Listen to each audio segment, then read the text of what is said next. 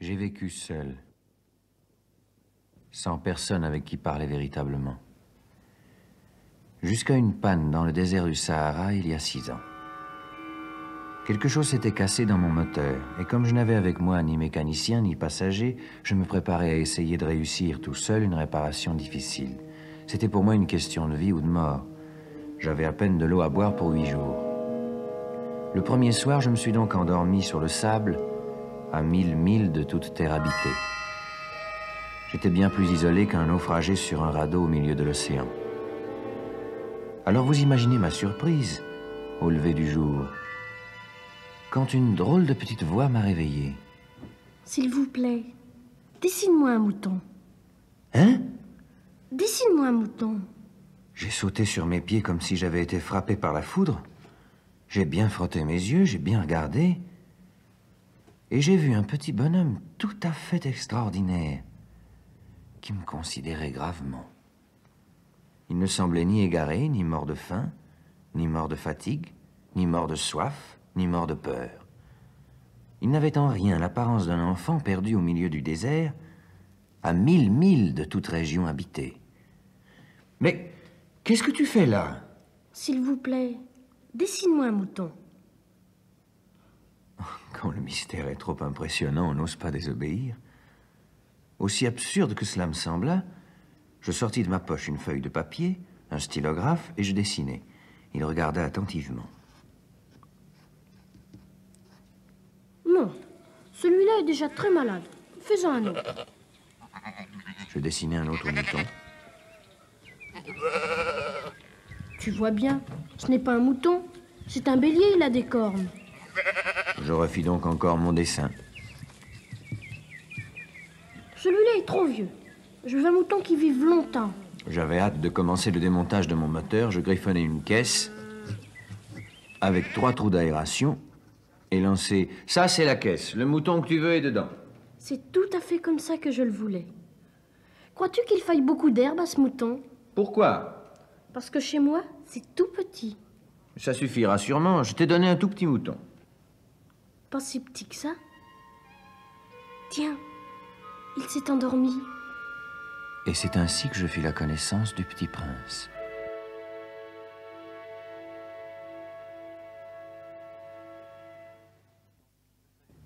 Il me fallut longtemps pour comprendre d'où il venait. Le petit prince, qui me posait beaucoup de questions, ne semblait jamais entendre les miennes.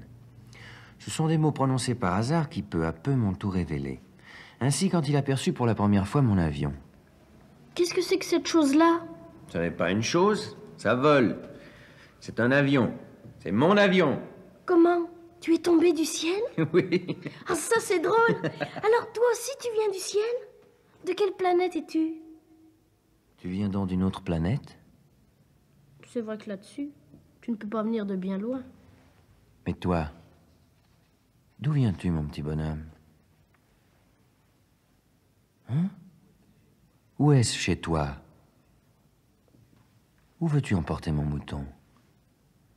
Ce qui est bien, avec la caisse que tu m'as donnée, c'est que la nuit, ça lui servira de maison. Bien sûr. Et si tu es gentil, je te donnerai aussi une corde pour l'attacher pendant le jour et un piquet. L'attacher? Quelle drôle d'idée! Si tu ne l'attaches pas, il ira n'importe où. Mais où veux-tu qu'il aille?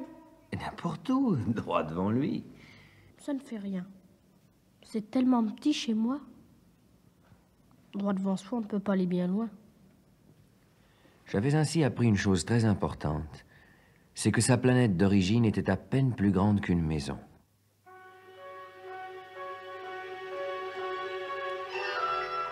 Ah, petit prince, j'ai compris peu à peu, au hasard des réflexions, ta petite vie mélancolique. Tu n'avais eu longtemps pour distraction que la douceur des couchers de soleil. J'aime bien les couchers de soleil. Allons voir un coucher de soleil. Mais il faut attendre. Attendre quoi? Attendre que le soleil se couche. Je me crois toujours chez moi. En effet. Quand il est midi aux États-Unis, le soleil, tout le monde le sait, se couche sur la France. Il suffirait de pouvoir aller en France en 1 minute pour assister au coucher de soleil. Malheureusement, la France est bien trop éloignée. Mais sur ta si petite planète, il te suffisait de tirer ta chaise de quelques pas. Et tu regardais le crépuscule chaque fois que tu le désirais. Un jour, j'ai vu le soleil se coucher 43 fois. Tu sais, quand on est tellement triste, on aime les couchers de soleil. Le jour des 43 fois, tu étais donc tellement triste?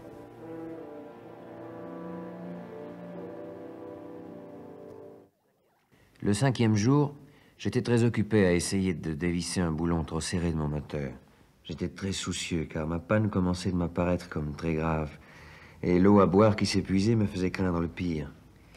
Un mouton, ça mange les arbustes? Oui. Et les fleurs? Et un mouton mange tout ce qu'il rencontre. Même les fleurs qui ont des épines? Même les fleurs qui ont des épines. Alors les épines, à quoi servent-elles?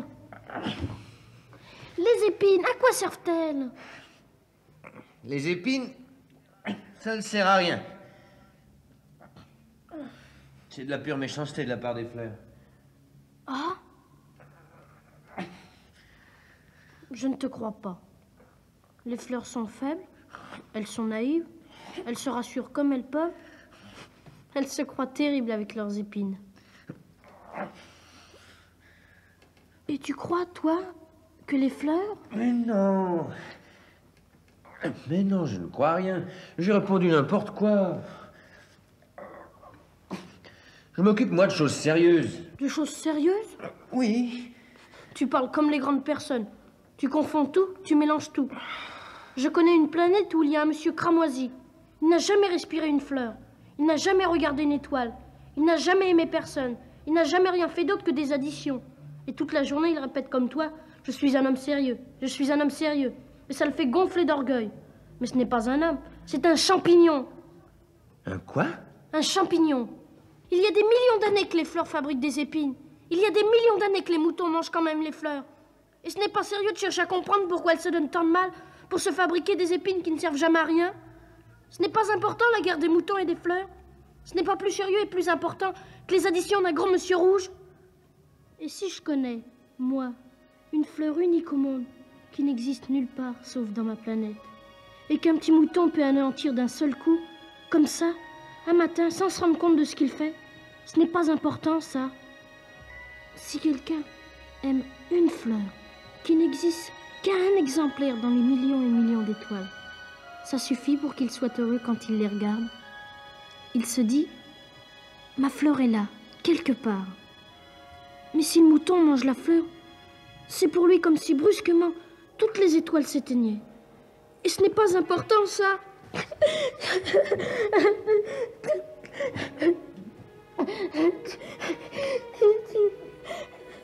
La nuit était tombée. J'avais lâché mes outils. Je me moquais bien de mon marteau, de mon boulon, de la soif et de la mort. Il y avait sur une étoile une planète, la mienne, la terre, un petit prince à consoler.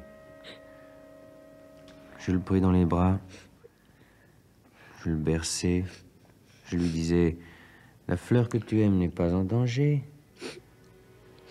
Je lui dessinerai une muselière à ton mouton. Je te dessinerai une armure pour ta fleur. Oh, je ne savais pas trop quoi dire. Je me sentais très maladroit. Je ne savais comment l'atteindre, ou le rejoindre. C'est tellement mystérieux, le pays des larmes.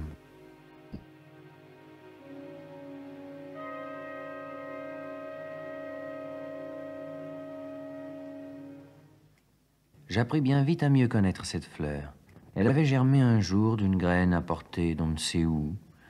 Le petit prince sentait bien qu'il en sortirait une apparition miraculeuse. Mais la fleur n'en finissait pas de se préparer à être belle à l'abri de sa chambre verte. Elle choisissait avec soin ses couleurs, elle s'habillait lentement, elle ajustait un à un ses pétales. Elle ne voulait pas sortir toute fripée comme les coquelicots. Elle ne voulait apparaître que dans le plein rayonnement de sa beauté. Eh oui, elle était très coquette. Sa toilette mystérieuse avait donc duré des jours et des jours. Et puis voici qu'un matin, justement à l'heure du lever du soleil, elle s'était montrée.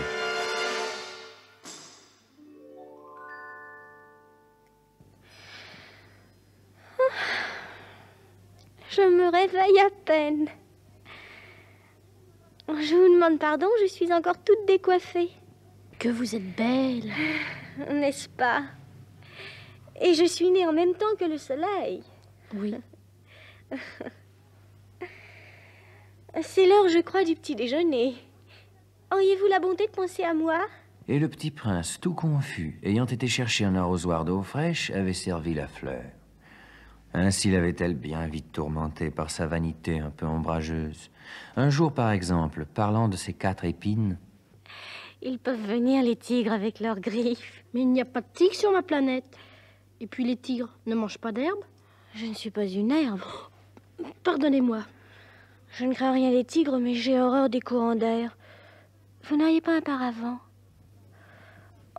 Et puis le soir, mettez-moi sous globe. Il fait très froid chez vous, c'est mal installé. Là d'où je viens... Mais elle s'était interrompue. Elle était venue sous forme de graine. Elle n'avait rien pu connaître des autres mondes.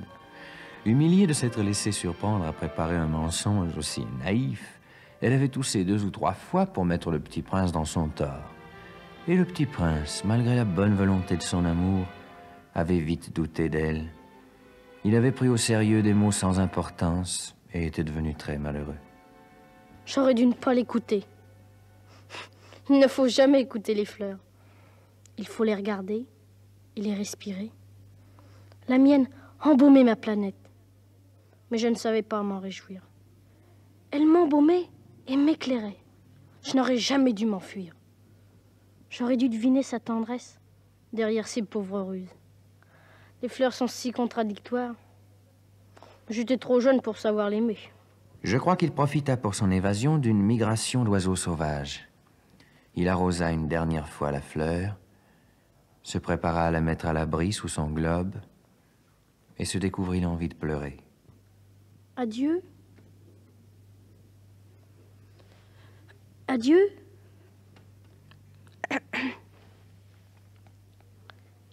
J'ai été sotte, je te demande pardon. Tâche d'être heureux. Je t'aime. Oui, je t'aime. Mais oui, tu n'en as rien su par ma faute. Ça n'a aucune importance. Mais tu as été aussi sot que moi. Tâche d'être heureux. Laisse ce globe tranquille, je n'en veux plus. Mais le vent... Oh, je ne suis pas si enrhumée que ça. L'air frais de la nuit me fera du bien. Je suis une fleur. Mais les bêtes... Il faut bien que je supporte 2 ou 3 chenilles si je veux connaître les papillons. Il paraît que c'est tellement beau. Sinon, qui me rendra visite? Tu seras loin, toi. Quant aux grosses bêtes, je ne crains rien, j'ai mes griffes. Ne traîne pas comme ça, c'est agaçant. Tu as décidé de partir, va-t'en. Le petit prince commença par visiter les planètes voisines pour y chercher une occupation et pour s'instruire. La première était habitée par un roi. La seconde, par un vaniteux. La troisième, par un buveur. La quatrième, par un businessman. Le gros monsieur cramoisi de tout à l'heure. Après chaque visite, le petit prince se disait en lui-même que les grandes personnes étaient décidément très bizarres. La 5e planète était fort curieuse. C'était la plus petite de toutes. Il y avait là juste assez de place pour loger un réverbère et un allumeur de réverbère. Le petit prince ne parvenait pas à s'expliquer à quoi pouvait servir quelque part dans le ciel, sur une planète sans maison ni population, un réverbère et un allumeur de réverbère. Quand il allume son réverbère, c'est comme s'il faisait naître une étoile de plus, ou une fleur. Quand il éteint son réverbère, ça endort la fleur ou l'étoile. C'est une occupation très jolie. C'est véritablement utile puisque c'est joli. Bonjour. Pourquoi viens-tu d'éteindre ton réverbère? C'est la consigne. Bonjour. Qu'est-ce que la consigne? C'est d'éteindre mon réverbère. Bonsoir. Mais pourquoi viens-tu de le rallumer? C'est la consigne. Je ne comprends pas. Il n'y a rien à comprendre. La consigne, c'est la consigne. Bonjour. Je fais là un métier terrible. Autrefois, c'était raisonnable. J'éteignais le matin et j'allumais le soir. J'avais le reste du jour pour me reposer, le reste de la nuit pour dormir. Et depuis cette époque, la consigne a changé? Et la consigne n'a pas changé, c'est bien là le drame. La planète d'année en année a tourné de plus en plus vite et la consigne n'a pas changé. Alors? Alors maintenant qu'elle fait un tour par minute, je n'ai plus une seconde de repos. J'allume et j'éteins une fois par minute. Ça, c'est drôle. Alors les jours chez toi durent une minute? Non, ce n'est pas drôle du tout. Ça fait déjà un mois que nous parlons ensemble. Un mois? Oui, 30 minutes, 30 jours. Bonsoir. Tu sais, je connais un moyen de te reposer quand tu voudras. Je veux toujours. Ta planète est tellement petite que tu en fais le tour en 3 enjambées. Tu n'as qu'à marcher assez lentement pour rester toujours au soleil. Quand tu voudras te reposer, tu marcheras. Et le jour durera aussi longtemps que tu voudras. Ça ne m'avance pas grand-chose. Ce que j'aime dans la vie, c'est dormir. Ce n'est pas de chance. Ce n'est pas de chance. Bonjour. C'est le seul dont j'ai pu faire mon ami. Mais sa planète est vraiment trop petite. Il n'y a pas de place pour 2. Ce que le petit prince n'osait pas s'avouer, c'est qu'il regrettait cette planète bénie à cause surtout des 1440 couchers de soleil par 24 heures.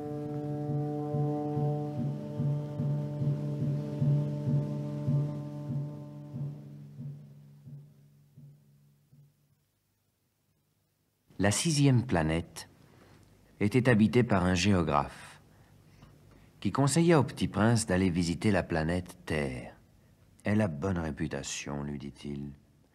La 7e planète fut donc la Terre.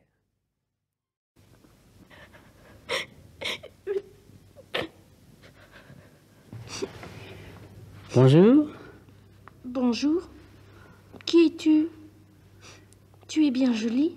Je suis un renard. Viens jouer avec moi. Je suis tellement triste. Je ne peux pas jouer avec toi. Je ne suis pas apprivoisé.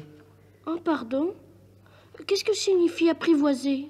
Tu n'es pas d'ici. Non, Que cherches-tu? je cherche les hommes. Qu'est-ce que signifie apprivoiser? Les hommes. Ils ont des fusils et ils chassent. C'est bien gênant. Ils élèvent aussi des poules. C'est leur seul intérêt. Tu cherches des poules? Non, je cherche des amis. Qu'est-ce que signifie apprivoiser? C'est une chose trop oubliée. Ça signifie créer des liens. Créer des liens? Bien sûr. Tu n'es encore pour moi qu'un petit garçon tout semblable à 100 000 petits garçons. Et je n'ai pas besoin de toi. Et tu n'as pas besoin de moi non plus. Je ne suis pour toi qu'un renard semblable à 100 000 renards. Mais...